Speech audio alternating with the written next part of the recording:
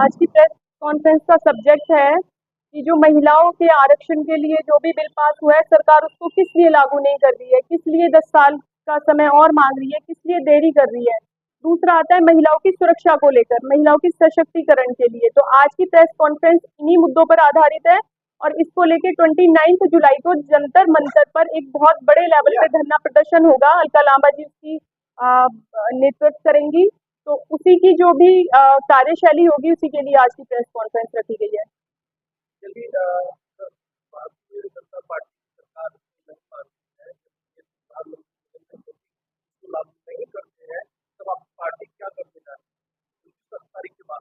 29 तारीख के बाद देखो, ये तो एक चेतावनी है कि अगर भारतीय जनता पार्टी को समझ में आता है कि महिलाओं के लिए आरक्षण कितना जरूरी है, उनके लिए सुरक्षा कितनी जरूरी है, तो वो मानेंगे। और अगर वो नहीं मानते हैं तो हम धरना प्रदर्शन बड़े से बड़े लेवल पे करेंगे। 29 जुलाई को हम यहाँ से 500 महिलाएं लेके जा रहे हैं दिल्ली, और भी अलग अलग जगहों से इकट्ठी हो रही हैं महिलाएं। तो महिलाओं की शक्ति देखने को मिलेगी भारतीय जनता पार्टी को। महिला सुरक्षा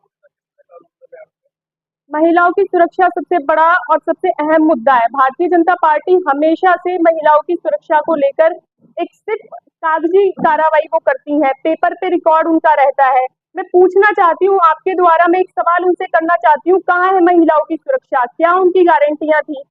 गाजियाबाद से हम स्टार्ट करेंगे। राकेश मार्ग पर पिछले दिनों चांदनी नाम की एक लड़की की हत्या हो जाती है। क्या किया पुलिस ने? कोई कार्रवाई की? कोई कार्रवाई उसके ऊपर नहीं हुई। भूमना में 3.5 साल की लड़की के साथ में इतना गलत काम हुआ है, उसके साथ में क्या कार्रवाई हुई? कोई कार्रवाई नहीं हुई है। आप मध्य प्रदेश चले जाइए, रीवा में 2 महिलाओं को जिंदा गाड़ दिया गया है। क्या कर रही है आपकी सरकार? मैं पूछना चाहती हूँ उनसे। आप मणिपुर चले जाइए, आप मेरठ चले जाइए, आप कहीं भी चले जाइए, महिलाओं की सुरक्षा बिल्कुल जीरो है।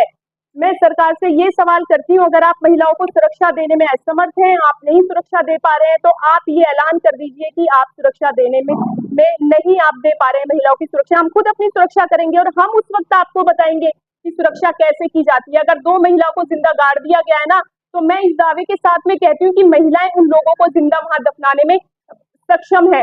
लेकिन वो किस लिए रुक जाती हैं कि शायद कानून अपना काम करेगा, लेकिन कानून अपना कोई काम नहीं कर रहा है। ये सवाल और है मेरा, आपने महिला सशक्तिकरण का भी कहा। महिला सशक्तिकरण के लिए केंद्र सरकार की और उत्तर सरकार की काफी सारी योजनाएं चल रही है, फिर भी आप उसको एक पॉलिटिकली मुद्दा क्यों बना रहे हैं?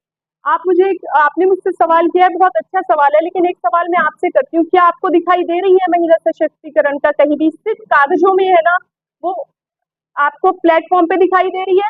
आए दिन महिलाओं के साथ हिंसा हो रही है, उनके साथ अपराध हो रहे हैं, लूट पाट, उनके साथ रेप। कहाँ है महिलाओं का सशक्तिकरण? सबसे बड़ा मुद्दा तो यही है कि आपको संसद में जो बिल पास करना है, आप किस लिए नहीं कर रहे हैं, किस लिए देरी कर रहे हैं? आपको करना चाहिए अगर आप बिल्कुल सही है।